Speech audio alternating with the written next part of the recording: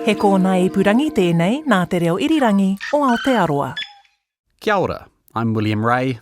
Welcome to Black Sheep.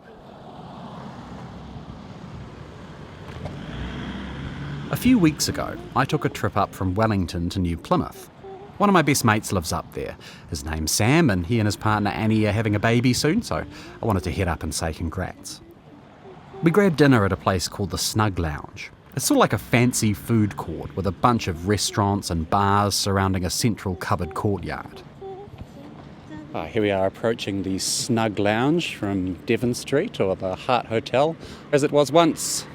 I've got my local Sam here with me. Sam, any thoughts? No thoughts coming to mind, William. Okay, all right. I should admit I had an ulterior motive coming to New Plymouth. There's a fantastic black sheep who came out of this town, and the building which now hosts the Snug Lounge was a big part of his story. I was hoping some of the staff would know all about it and could regale me with anecdotes over a few beers. So I'm coming to town today because this building in 1890 was the site of quite a famous attempted robbery. Have you heard anything about that? No. Some teenager had been going around robbing people in town dressed up as a highwayman for 15 months, and he just busts in here, pulled a gun on the owner of the hotel and said, bail up. I've never heard the story, to be honest, yeah. Do you know if anyone here knows anything about that? Unfortunately not, yeah. Not at this time of day. It is. So, it turned out nobody working at the Snug Lounge that night knew this story. I was a bit surprised, but then again, this robbery happened more than 100 years ago, and the building's literally a shell of its former self. Back in 1893, the Snug Lounge was known as the White Hart Hotel. The elaborate 19th century facade of the White Hart's still there, but the interior's mostly been demolished and renovated. You can just barely work out what happened where by looking at the old floor plan hanging on the wall. There you go. That would have been the original, yeah. That's crazy.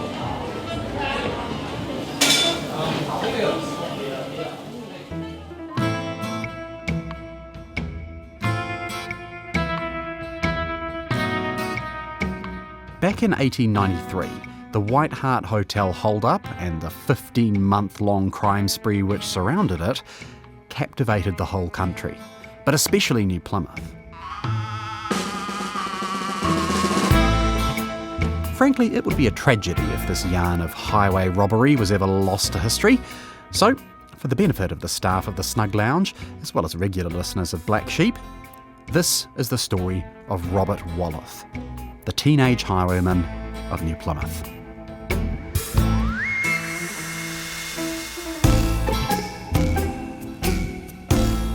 The thing I can't understand about it is how no one recognised him.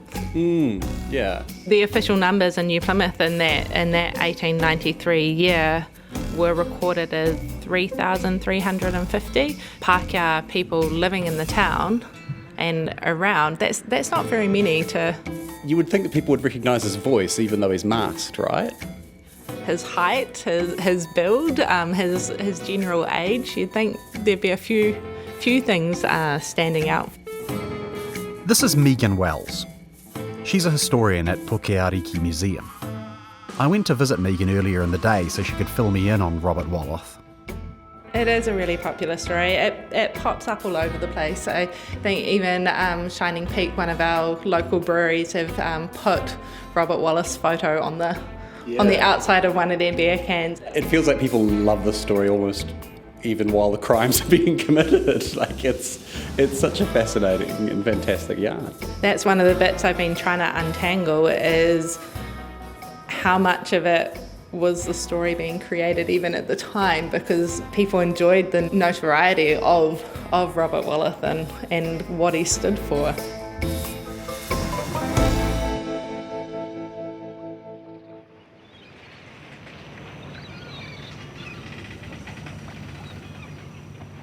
Our story begins with Robert Wallath's parents.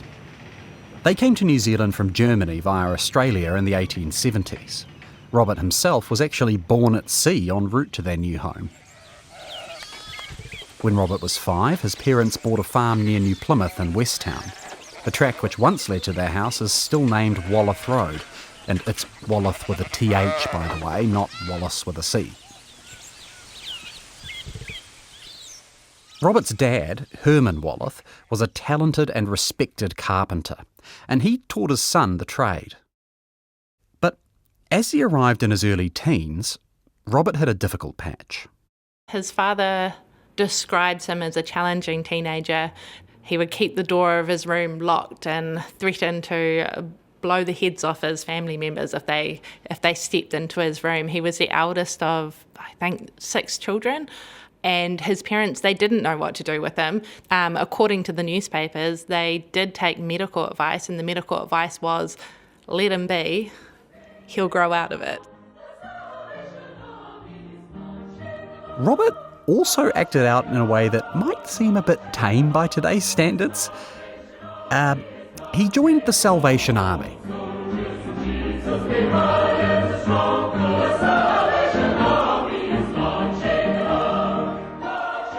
This is where Robert himself begins his story in the memoir he wrote about his life.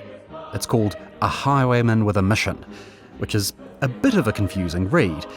After all, it was written more than 60 years after the event, when Robert was in his 70s.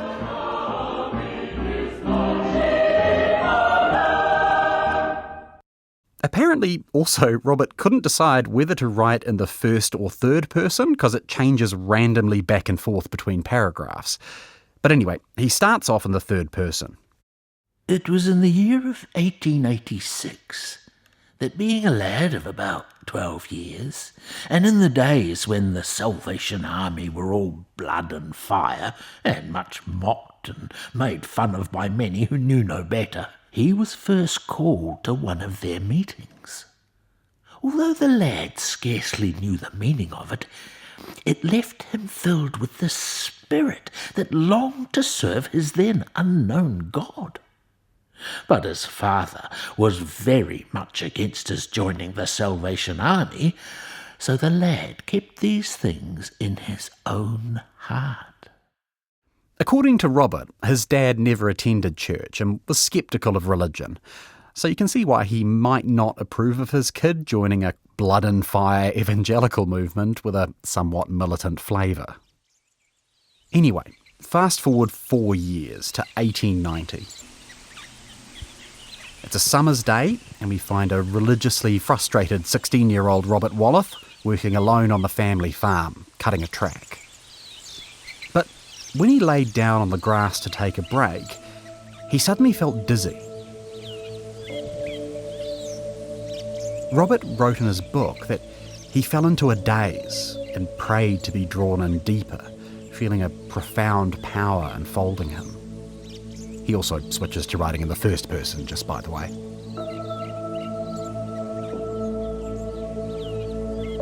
This wondrous power surrounded me instantaneously. But although the Holy Spirit strove with my soul, yet in the hardiness of my heart and of my own self-will, I rejected that holy power.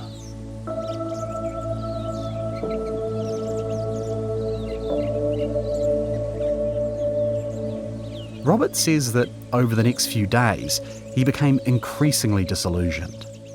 I was fast becoming an atheist and free thinker, looking upon honour and truth as excellent things indeed, and forming a scale of morals for myself to be observed, instead of worshipping God or serving Him in any way. Then, lying in bed one night, Robert said he had another religious experience. About midnight, I had a dream, yea, it was a vision and true, wherein I saw first that I should spend the early part of my life in seeking to become, and in becoming, a criminal of honourable degree. Robert describes seeing a brilliant white mansion set in a beautiful garden. There was a chorus of angels. Then he heard a voice. My guide said This is the interpretation of the vision. Thou having walked in all manner of crime and evil in thy youth, it shall be that when thou art come into manhood, thou shalt, by the Spirit of God's grace, turn and repent thee, and by his grace overcome evil.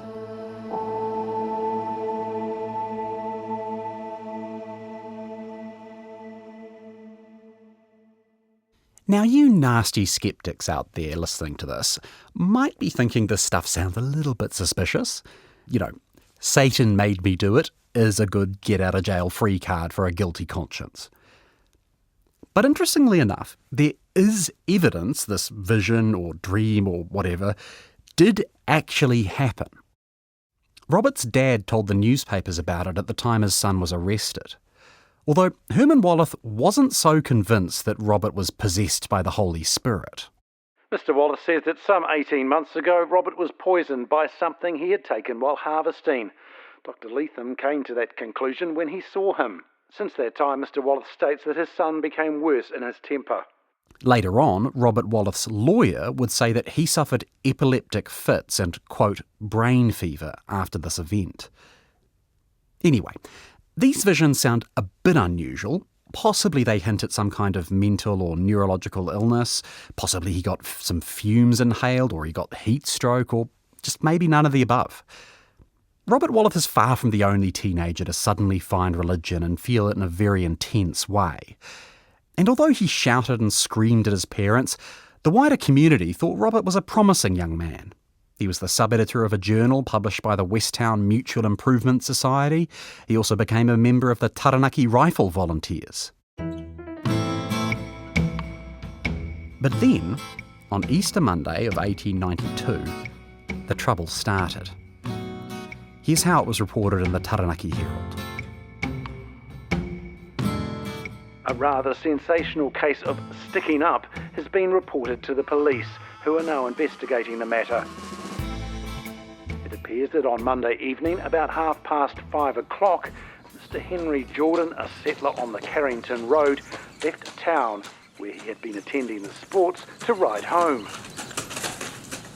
He was proceeding along the Carrington Road when, at a spot about 15 miles from town, a horseman rode out from the side of a hedge and called out, "Halt! I demand your money or I'll put a bullet through your brains," at the same time presenting a revolver at Mr. Jordan. The man wore a mask and was dressed in a red coat and wore a small, round, tight-fitting cap. At his side he carried a sword and a revolver in his belt. I think the reaction was a bit of a giggle to start with, but he did hand over his money. Yeah. And the highwayman carried on his way. And he's dressed ludicrously, this guy. Yeah, he's picked up some military uniform. He's got his red jacket on. He's got his dark trousers, silver stripes down the side. He's got his officer's sword, his revolver, his spears, a mask over his face.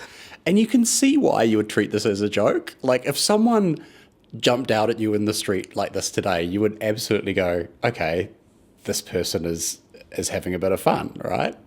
Yeah, definitely. And New Plymouth was pretty small around there. I guess everyone would have known everyone, and nobody would have been expecting that.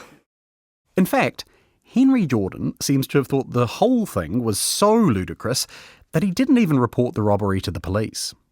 And even when it was reported by a neighbour, the police didn't take it seriously either. The police think that the perpetrator of the outrage, in view of the dramatic manner in which it was carried out, was indulging in what he thought was a joke.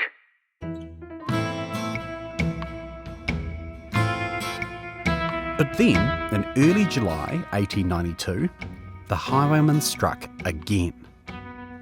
A highway robbery occurred last night at Ormata, 3 miles from New Plymouth.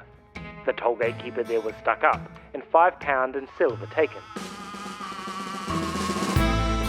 £5 wasn't a small amount of money, by the way. That'd be more than $900 in today's money. The highwayman was dressed in an officer's tunic and carried a sword and revolver. He went into the tollgate house at 8 p.m. and, presenting a revolver within 18 inches of the tollgate keeper's head, demanded money. Then, in late September, there was a third robbery. A Stratford man tells the Egmont settler that whilst riding quietly along the mountain road on Wednesday last, he was overtaken by a man on a grey horse. He pulled up close to Mr. Murray and, presenting a revolver at him, said, "Your money or your life." The police investigated all three cases, but there was a bit of scepticism. Officers wondered if maybe they were being hoaxed.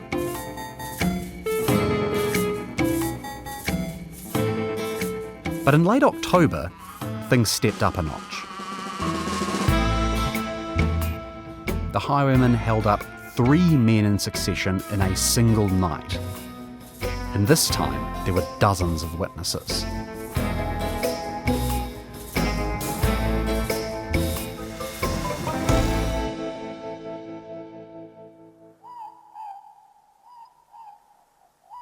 The fourth case of highway robbery within the last 2 or 3 months occurred on Saturday night at about 9 o'clock. A man named Carthew was leading a horse in the suburbs, about 10 minutes walk from the centre of town, when a man on horseback, dressed in an officer's uniform with a sword and revolver, rode up to him and demanded his money and jewellery. He gave up his watch and 3 threepenny pieces, all the money he had on him, and the highwayman rode on towards town. A few minutes after, the highwayman bailed up another man named Billy, who said he was a poor man and had no money. The highwayman said, "Pass on, I don't want to rob a poor man."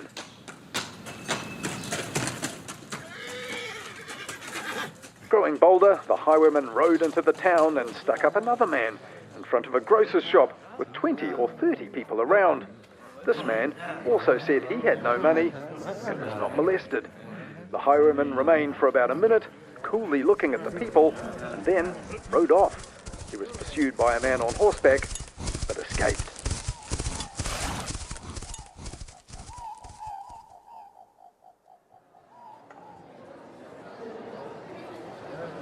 The next day, 300 people crowded in front of the Criterion Hotel to hear the story from a witness. As the Taranaki Herald reported, nobody thought it was a hoax anymore.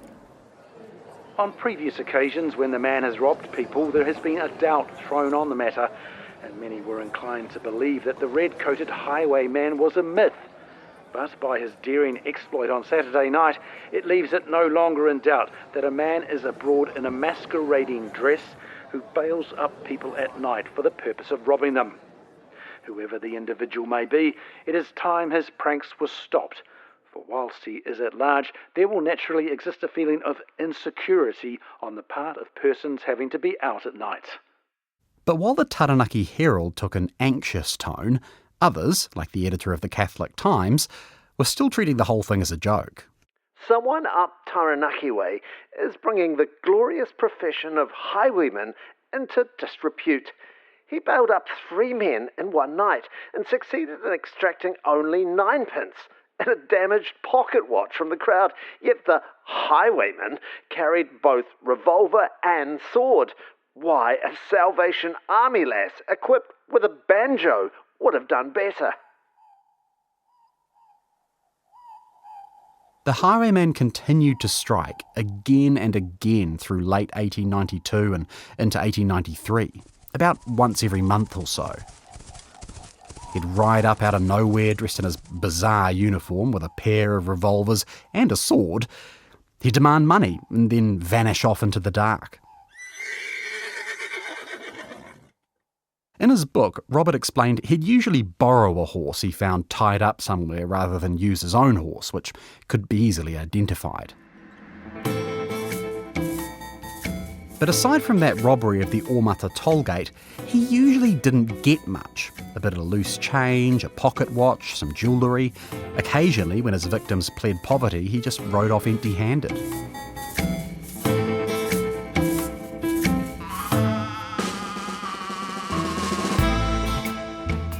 Unfortunately, it's a bit tricky to tell how many of these reported hold-ups were actually committed by Robert Wallath.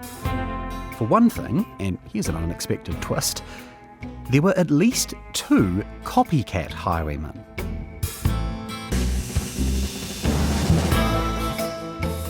In May of 1893, a man named Charles Thomas was arrested after bursting out of the bushes to grab the bridle of a man's horse, shouting, "I am the highwayman!" But the robberies continued after he was locked up. In June of 1892, another young bloke in Inglewood decided to dress up as a highwayman and pretend to rob one of his mates as a joke. As the Taranaki Herald reported, that didn't go so well.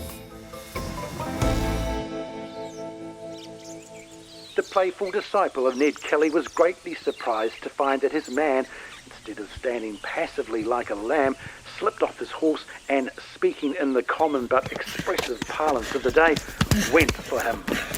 Being thus tackled, the young fellow forgot all about his character of highwayman and responded to the challenge right merrily. The fight was continued till considerable facial damage was affected.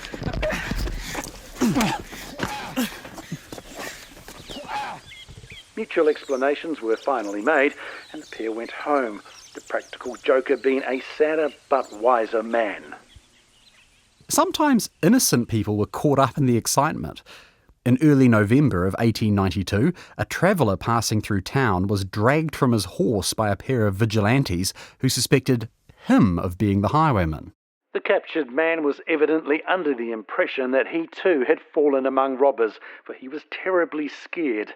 When he arose from the ground, he piteously asked what he had done to merit such treatment. The cops were constantly being called out to deal with sightings, real or imagined. Around the same time that poor guy got dragged off his horse, 2 10-year-old girls reported being held up by the highwayman. It turned out they just got scared by a local man who bumped into them accidentally. False reports as to the doings of the robber are still rife, and his exploits are terribly exaggerated by some persons. For instance, some reports give him credit for sticking up fully half a dozen persons on Saturday night, whereas he had only paid attention to 3.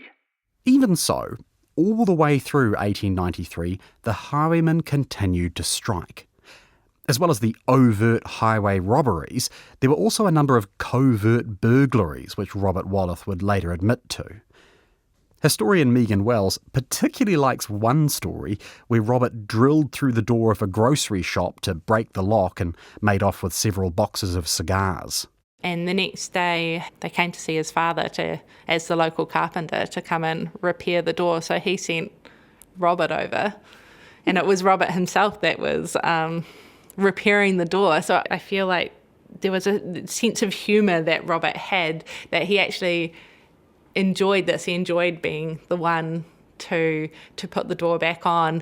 But the best fun Robert Wallath had on his crime spree was his robbery of the Snug Lounge, or as it was known back in February 11th, 1893, the White Hart Hotel. A sensation was caused at 11:15 last night by the sudden appearance of a highwayman. He entered the White Hart Hotel, Devon Street, opposite the government buildings, and presented a revolver at the barman. He opened the inner door and took 15 shillings and a bottle of whiskey and deliberately marched out, his sword clanging in the passage as he went.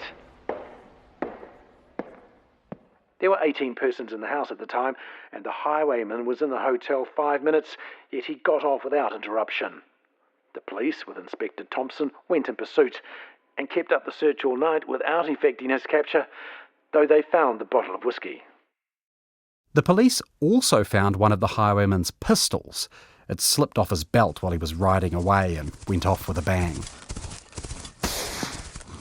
What Inspector Thompson and his men didn't know is that as they were combing the town, the highwayman had ditched his disguise in some nearby bushes and returned to the scene of the crime. Robert Wallath tells the story in his autobiography, and he's back in the third person here, just by the way. He reins up his Neddy and inquires if anything is the matter. A chorus of voices proceed to enlighten him, saying the highwayman had just held this hotel up and has only just departed. "Nonsense," answers the astonished rogue. "You mean to tell me he has been here?" "Yes, it is a fact. Didn't you hear the shot a few minutes ago?"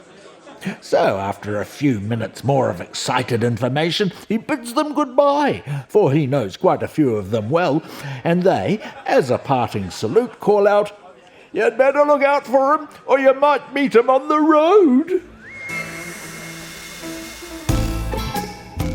In fact, Robert had so much fun robbing the White Hart Hotel that a few months later, he decided to hit another hotel just down the road. But this was where our black sheep finally met his match.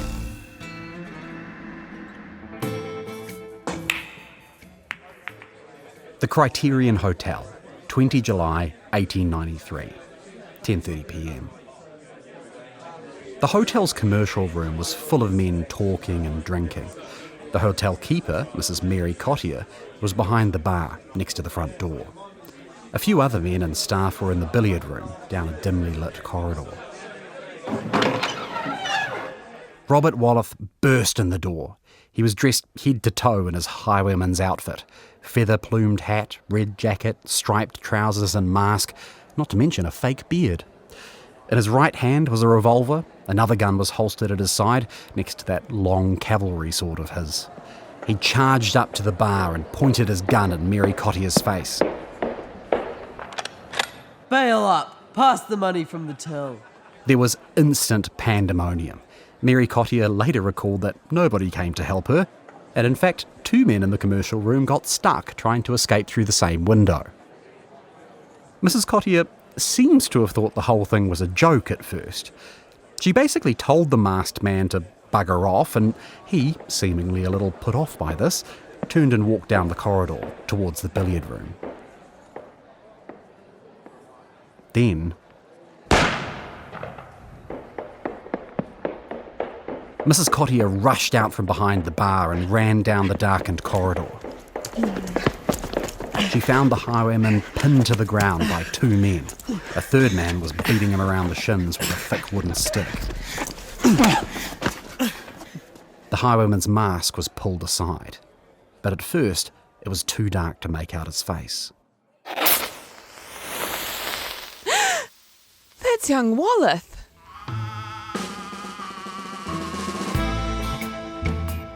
The exact details of Robert Wallath's capture are kind of confused. Witnesses tell slightly different stories. It seems Robert rounded a corner and found himself face to face with Harold Thompson, son of the local police inspector, who, in the parlance of the day, went for him. Harold took Robert down in a flying tackle. The highwayman was knocked to the floor and cracked his head.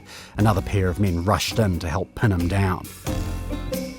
But at some point in all this drama, the gun in Robert's hand went off.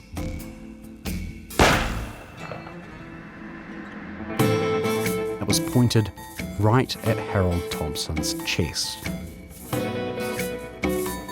Harold got extremely lucky.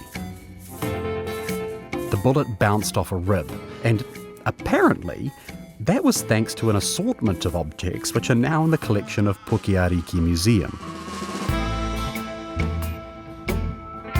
A perforated silk handkerchief, a chipped metal whistle, and a dented tobacco tin. These apparently blunted the impact of Robert Wallath's bullet.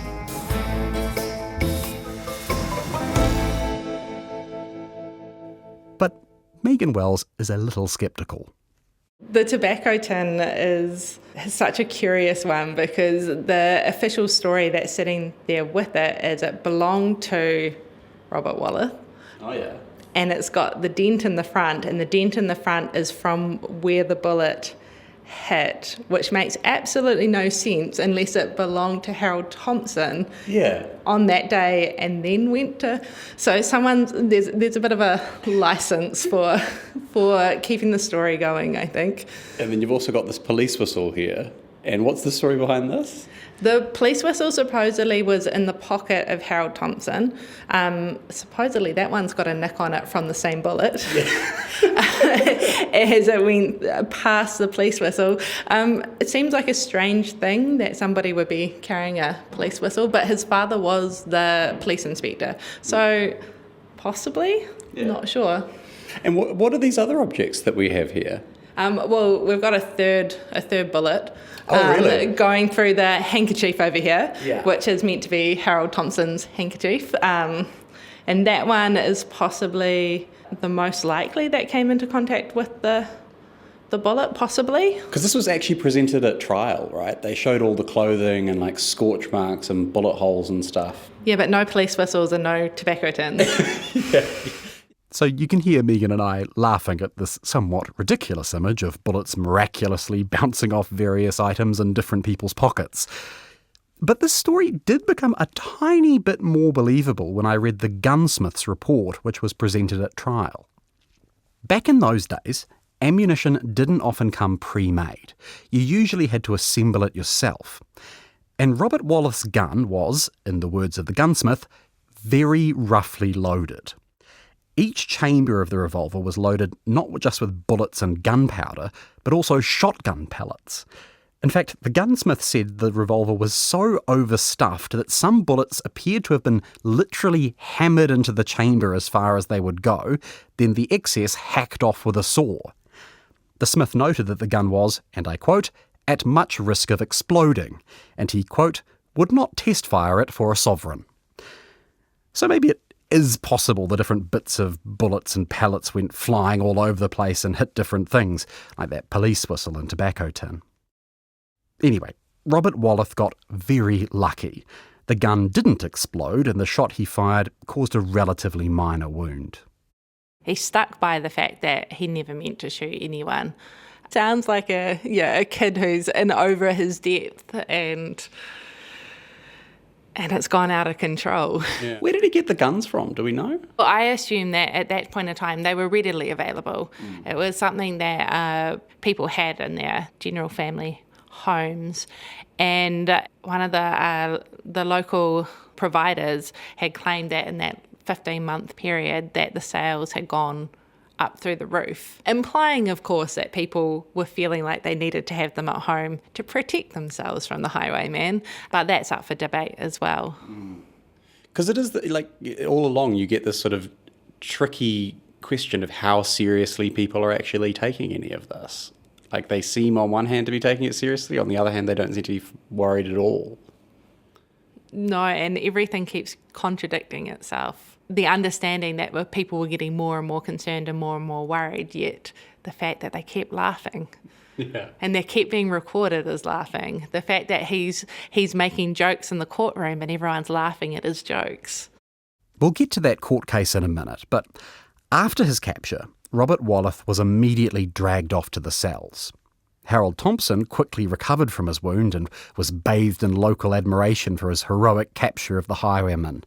His dad even got a letter of appreciation from Prime Minister Richard Seddon.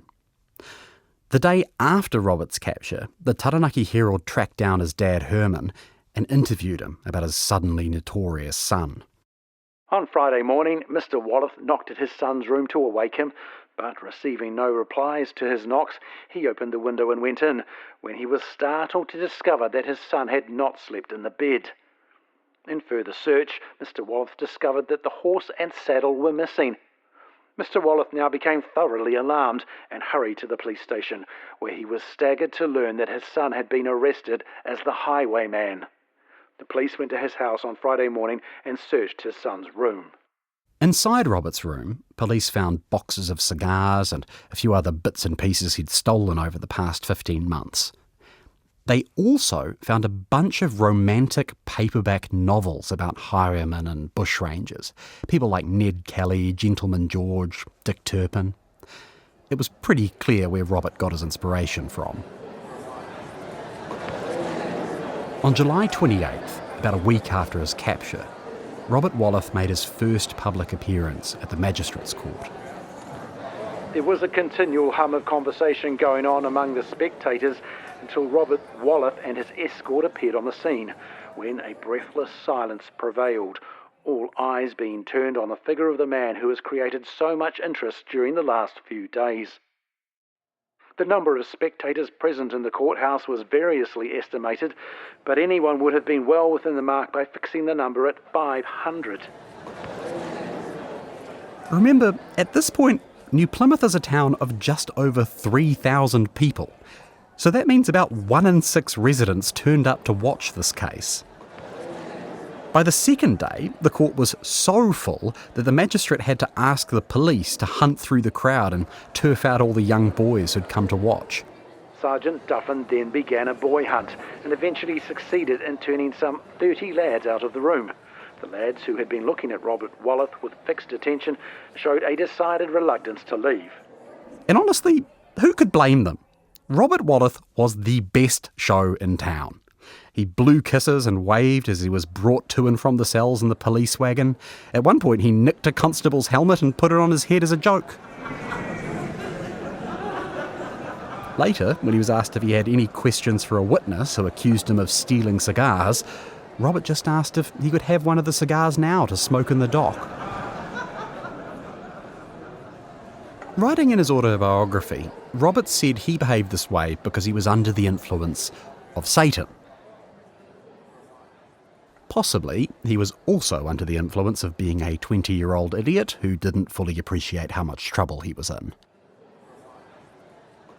Robert didn't take any of it very seriously. He didn't ask many questions of witnesses or make any statement in his own defence. He mostly just sat there, smirking at the crowd, sometimes chatting with the police officers. Before the court opened for business this Monday morning, the highwayman, Robert Wallath, began a conversation with Constable Roche, which was audible to those standing near the dock. Wallath wanted to show Constable Roche how easily he could escape from the guardians of the law. You see, he said, I could jump out of here, knock you down, and run down the stairs, and jump into a cab, and get away before you could catch me. The magistrates' court found there was a prima facie case against Robert Wallath for inflicting grievous bodily harm and multiple counts of robbery. He was committed to appear before the Supreme Court the next time it sat in New Plymouth. And on August 8th, while he was awaiting trial, Robert Wallath put his boasts about escaping to the test. At about 10:30 that morning, he was sitting in the exercise yard at New Plymouth Jail. His eyes were closed, seemingly dozing. But then, when the jailer was distracted, Robert leapt to his feet. He dashed across the yard, scaled the prison wall, like a cat, in the words of one witness, and then ran down to a nearby river, kicked off his shoes, and swam across. The jailer, Mr. Rickaby, grabbed his revolver. Then he and the prison surgeon, Dr. O'Carroll, gave chase. Mr. Rickaby fired 2 barrels of his revolver on hearing which the prisoner looked around. Dr. O'Carroll then got possession of the revolver and also had a shot to intimidate him. But the prisoner continued on. It is reported that at this stage, a small dog belonging to someone connected with the jail became so excited through the commotion going on that he bit Dr. O'Carroll in the leg. Honestly, this whole story would make for a great slapstick film. Maybe we'll get to make a Black Sheep TV show one day. Anyway, Robert Wallath didn't get far. A couple of farm workers heard the shots and caught the sopping wet, exhausted young man a few minutes later. He was taken back to jail and clapped in leg irons to stop him escaping again. Robert Wallath seems to have finally cottoned on to how serious this all was and the consequences he now faced. He talked to his dad and got a lawyer. At the Supreme Court, that lawyer, Mr. Weston, pleaded for leniency. He pointed out that Robert had not actually stolen much of value, mostly just loose change, a few boxes of cigars and bottles of booze, and much of what he'd taken was eventually returned. So, no harm, no foul. In conclusion, Mr. Weston intimated that he had in his hand specimens of the class of literature that the prisoner had been in the habit of reading, such as The Adventures of Gentleman George and other similar works. His Honour said that he had no doubt, but that the prisoner's mind had been perverted by such books. Mr. Weston painted Robert Wallath as a promising young man who'd been led astray by trashy novels. He said the shot fired at Harold Thompson was an accident. Robert never meant to hurt anyone. He was just playing a game, having some fun, you know. Boys will be boys. But Justice E.T. Connolly wasn't buying it. he noted it was pure luck that Robert hadn't killed Harold Thompson. If that had happened, he would have been convicted of murder, not just inflicting grievous bodily harm. His Honour then sentenced the prisoner to 8 years penal servitude on the first charge and 3 years imprisonment with hard labour on the charge of demanding money by threats, sentences to be concurrent. Wallath was then removed, sobbing bitterly.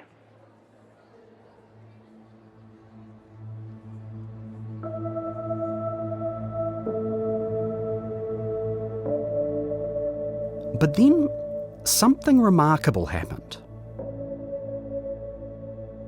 The New Plymouth community came together and campaigned for Robert's release.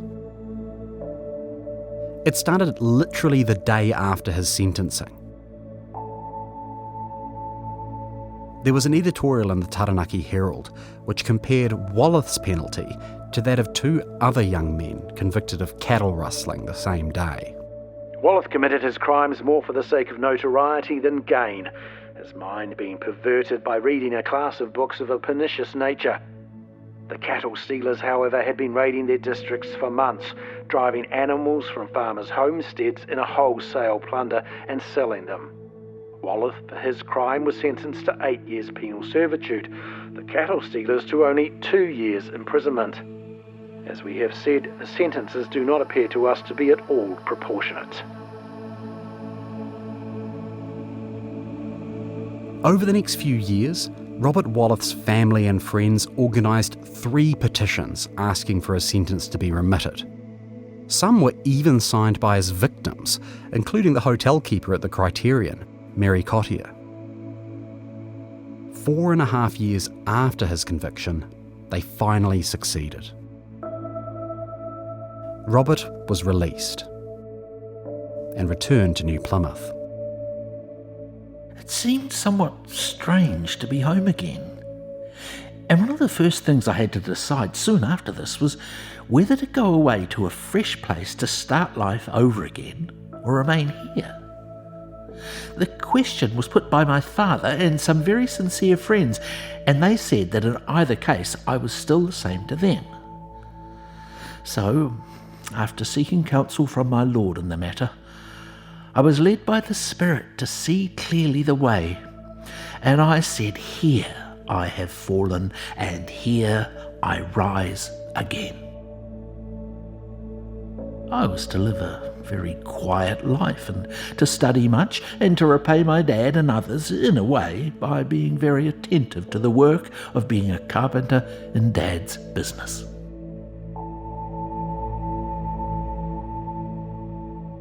Within 2 years, Robert Wallath had settled down and married a woman called Ada West.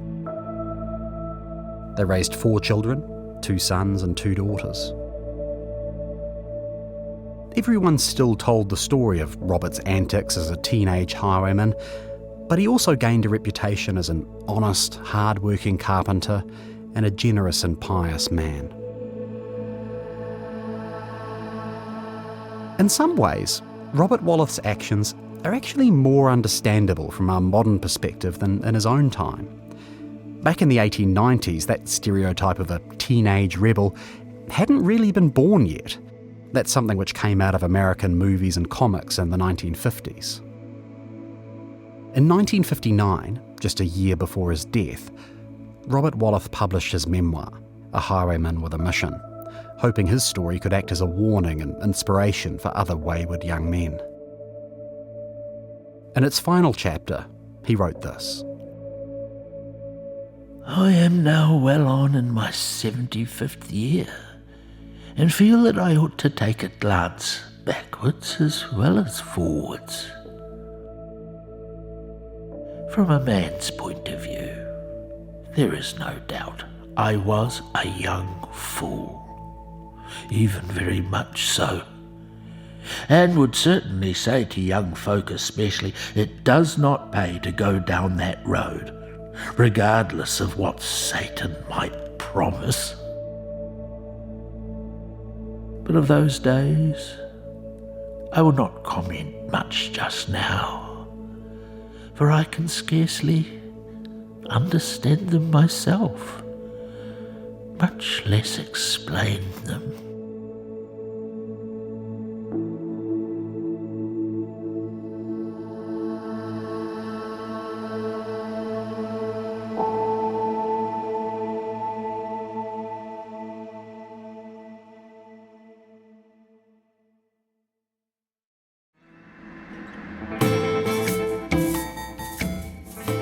Thanks for listening, and special thanks to my guest Megan Wells from Pukeariki Museum. We'll be back in your feed next week, so make sure to follow and listen to Black Sheep wherever you find your podcasts. You can also visit our website, rnz.co.nz, to find lots more entertaining, enthralling, occasionally harrowing stories from New Zealand history. Black Sheep is written and presented by me, William Ray. Our sound engineer is Mark Chesterman, our production coordinator is Brianna Juritich, and the executive producer is Tim Watkin. Mā te wā.